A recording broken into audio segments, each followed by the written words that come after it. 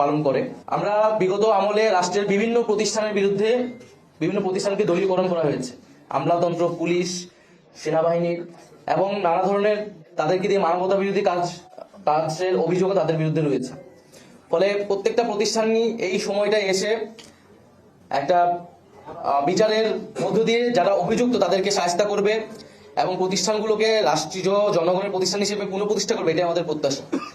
গুমের অভিযোগ যাদের বিরুদ্ধে রয়েছে, যে সকল সেনা অফিসারের বিরুদ্ধে রয়েছে, তাদের মধ্যে অনেকেই গ্রেফতার হয়নি বা তাদের অবস্থা এখন কি সে বিষয়ে আমরা কিন্তু জানি না।